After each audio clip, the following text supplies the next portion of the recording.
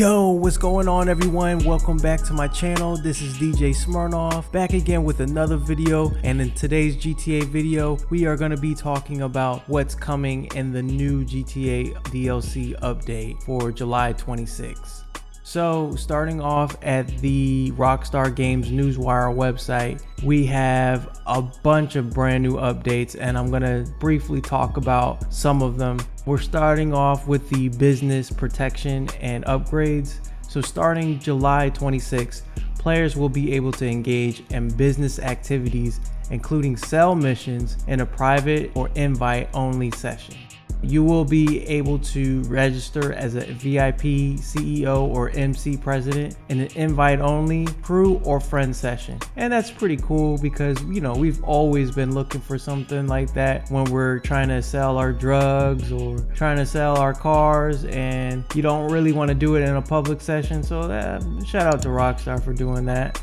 So they'll be allowing us to source or sell all of our vehicles with our friends, and players on all platforms can easily find a new session by bringing up the pause menu, selecting online, and just find a new session. So that's pretty dope. Players are also able to sell their goods in public sessions, but in my opinion it doesn't make sense to do that because you'll deal with all those dumbass griefers, so who cares? Anyway, it also looks like we'll have a vehicle customization enhancement to the cars in the game. So all vehicles will have access to the LS car meet, and you should be able to equip low grip tires, and it gives more players even more customization options when modifying vehicles at the LS car meet. Now, vehicles will be delivered faster when you request them from your mechanic. Thank God, because man, Johnny on the spot has been slacking lately. Players will no longer incur a charge for destroying another player's weaponized personal vehicle, and they also get to avoid penalties for those who return fire on and successfully neutralize attackers. So that's kind of a win-win. So if a griefer blows up your oppressor and you return fire and blow up their oppressor, you won't be charged for that. So that's pretty cool.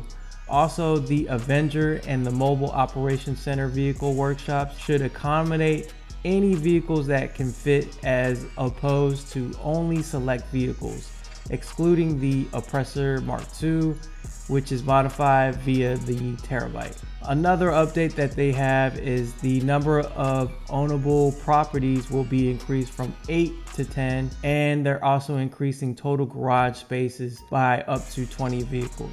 So big shout out to Rockstar for that one.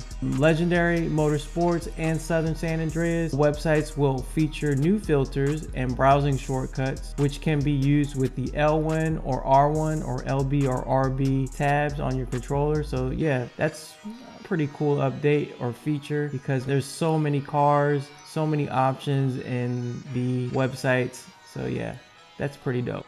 We also need to talk about the effectiveness of the homing missiles for the Oppressor Mark II. It's going to be nerfed or reduced, and its countermeasures will be increased, and there's going to be fewer uses. So I don't know how I feel about that, because if you're a grinder like me in a public lobby, well, actually, now that we're going to be in invite onlys, this might not be helpful if you're just trying to fly from one place to another, but we'll see how it works. So big shout out to Rockstar for kind of making changes to that.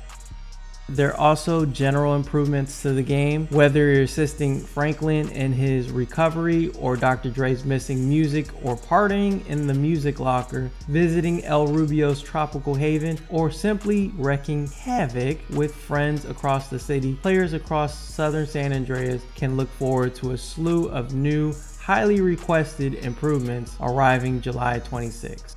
So we're also going to have a brand new update with the security contracts. When it comes to coming back to your agency, you can fly via the helicopter or walk in through the entrance of the roof rather than just walking through the front door. I didn't think that was a big major deal, but hey, it's there.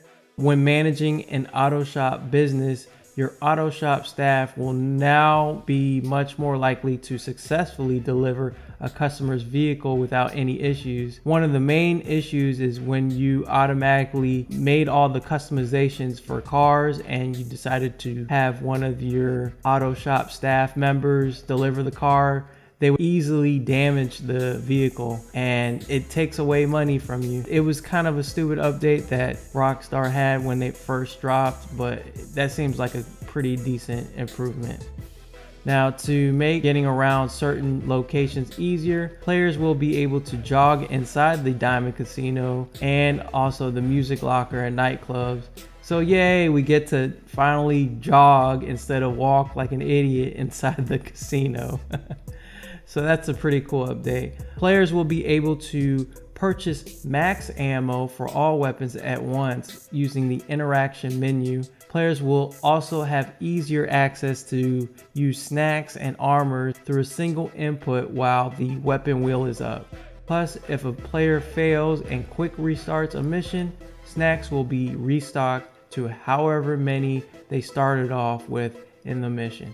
So yeah, that's a pretty cool update. You know, the game hasn't been updated like that in the last 9 years, and yeah, I appreciate that, because using snacks and armor is definitely one of the things I like to do, especially when I'm taking damage. Also, players will now be able to immediately hang up on several contacts when they offer missions, rather being forced to listen to the phone call. So stop calling me Lester, stop calling me Dave, especially you English Dave. I can't stand him.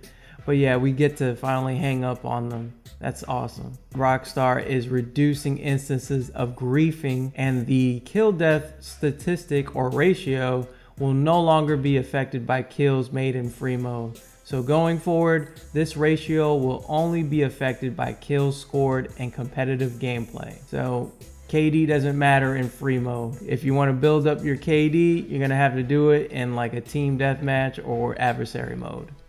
Another thing I wanted to talk about was the payout increases with the new Criminal Enterprise DLC. It looks like we will be getting a 50% payout increase in standard races and premium races, so that's a good thing. Also, there's going to be a 50% increase on all adversary mode events like Sumo Remix, Overtime Rumble, and many more. There's also going to be a 50% more GTA money increase in the current payout. The minimum cuts for finales is now set to 15% for each member.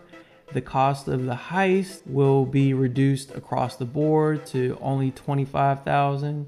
I believe it used to be like 100,000, so that's kind of a good thing. The following heists will have an additional 75% increase in GTA money, including the Fleeka job, the Humane Lab raid, the Prison Break finale, and the Series A funding finale. The OG heist will have an additional 50% GTA money increase, and the OG heists are the Pacific Standard job finale, the Doomsday Heist Act 1 through 3. So yeah, that's pretty cool. So I wanted to talk about the most controversial thing, and it looks like Rockstar will be nerfing Cayo Perico. I don't know how y'all feel about that, but some people say it's a good thing. Some people say it's a bad thing. I'm kind of in the mix because I'm one of those people that constantly run the heist like it's no other. Honestly, that was the best way of making money in the game.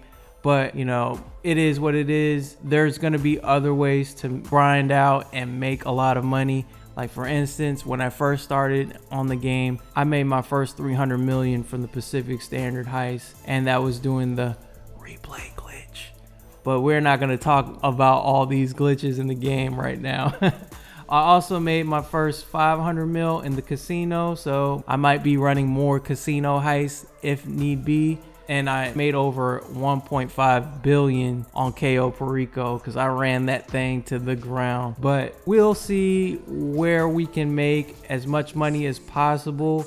If you're one of those grinders like me who just want to get all the new cars in the game and all the attributes, so we'll see. Now, with this update, all heists will be aligned to have the same cooldown timer of 1 in-game day, and that's just 48 minutes. So when you're playing as a group, this is gonna affect you. We will also adjust specific aspects of Cayo Perico Heist finales to better balance a player's time spent in GTA Online. Solo players of the Cayo Perico Heist finale will trigger a cooldown of 3 in-game days, and after stealing a high primary target in the Cayo Perico Heist finale, the higher value targets will appear less often for the next 72 hours, while the value of the secondary targets will increase. This is intended to encourage exploration and cooperation between players. So with that being said, solo players are kind of getting punished for running it solo.